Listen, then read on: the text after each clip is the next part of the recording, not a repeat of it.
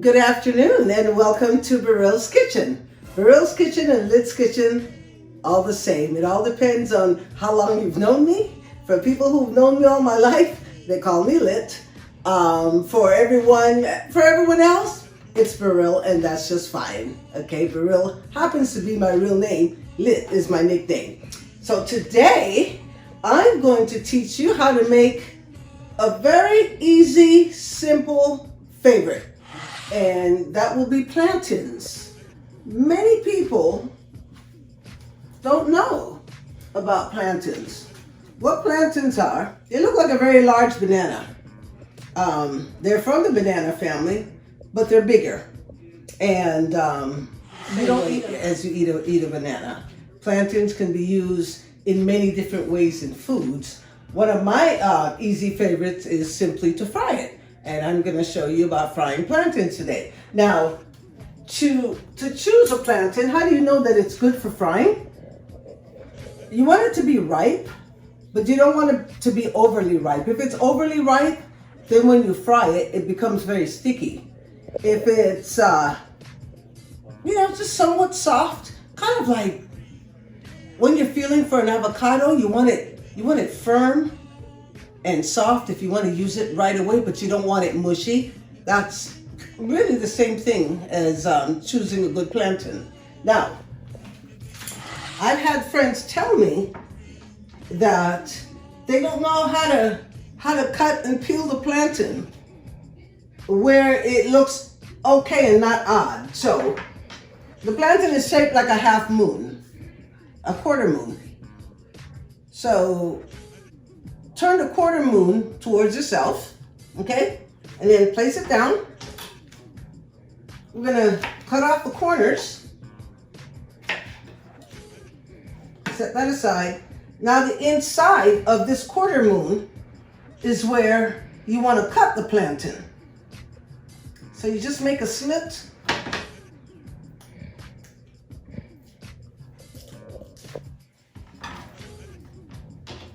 You make a slit down the center, not too deep, just deep enough to make sure it goes past the skin. Then you peel it open. And that's very simple. Now, to slice it and fry it, you want to cut it kind of on a slant where it comes out kind of long and flat. So the quarter moon is still, the inside of it is still towards you. You want to cut that on a slant, and then you want to continue your slices in the same manner. Okay?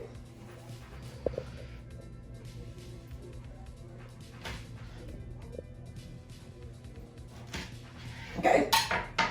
Now I've added oil to my frying pan, and now I'm just going to turn it on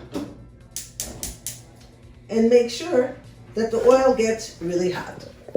Okay?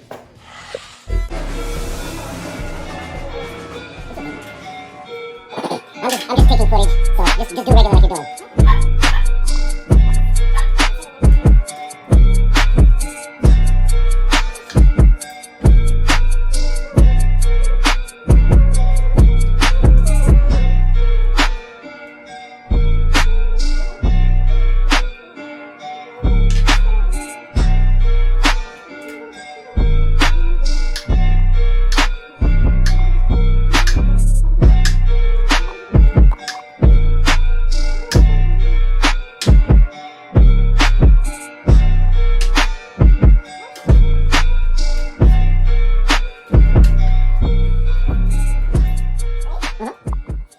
So we have our plantains sliced. Like I said, they're all cut. They're all cut on an angle so that your pieces come out to look like this, kind of long and flat, because that's what you need for frying. So when you fry plantains, you gotta have the grease really hot, because if you don't, the plantain will sit and soak in grease too long, and you don't want that. You want them to go in want them to be fried, flip them over. As soon as they're done, take them out, set them on a plate with some paper towels to soak up the excess grease, and you keep going until you're done. So, how do I know that this grease is hot enough? Well, I'm an old-fashioned cook. A lot of people like to use the grease temperature thermometer. I don't. I'm just gonna do this the simple old-fashioned way. Get a little bit of water in my hand and hear that crackling? And that means the grease is hot. And that's another reason I have to tell you all, do not have children in your kitchen when you're cooking. I'm an old-fashioned cook. I move fast. My children and my grandchildren will let you know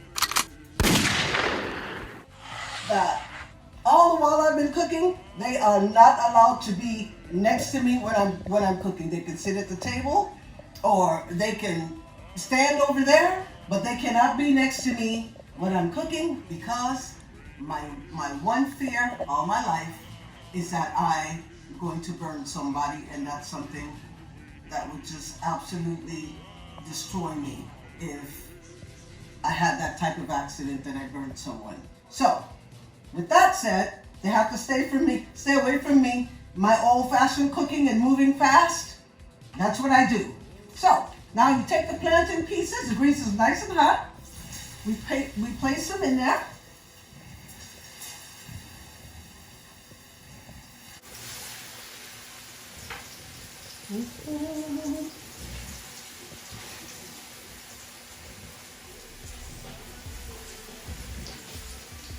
Okay.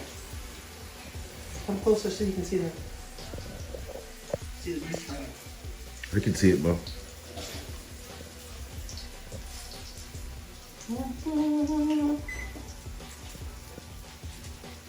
So, just lift them up a little bit to see that they're getting brown on the bottom side. Takes about a full minute and a half. Doesn't take very long. And now I believe they're getting brown, so I'm gonna flip them over. See, they become that nice golden brown color.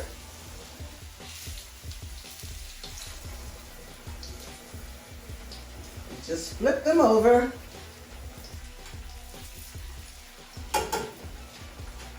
That's how they look when they're done on that side, and that's how the other side's gonna look.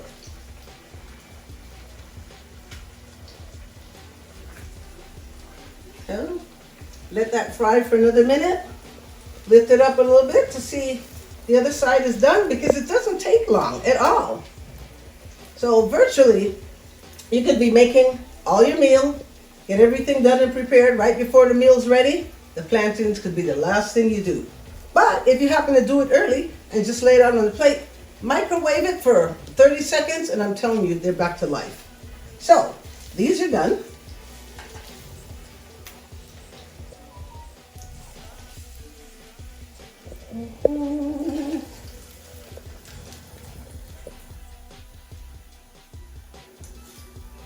Okay.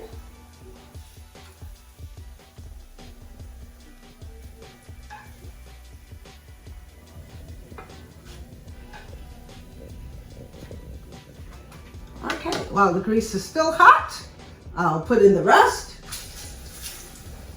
Whoop.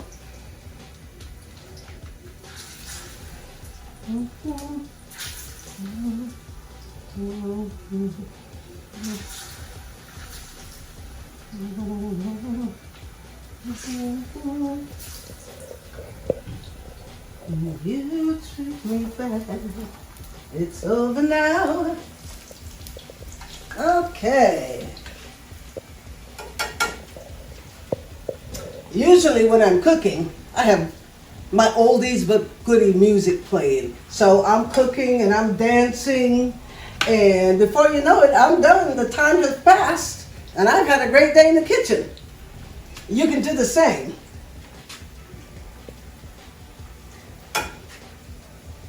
I'm telling you, my friends and family, there's nothing better than making homemade meals. I know we all can't do it on a daily basis, but at least several times a week. Your family will be so thankful that you've done that for them. It's a very rewarding feeling to be able to, just whip up something at home and notice your family enjoying it. Okay, so I'm flipping these.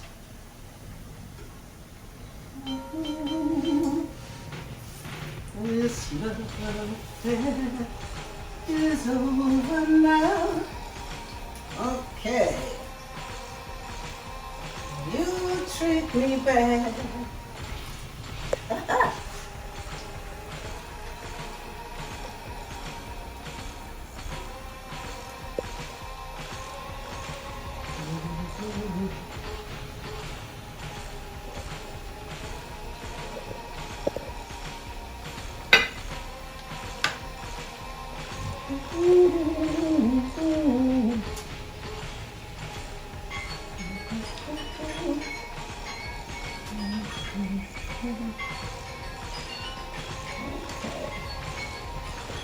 And as you can see, these are just about done. Didn't take long at all to make fried plantains. So, okay, I'll take these out. I'm actually going to turn the stove off because I'm done. I only made 2 today.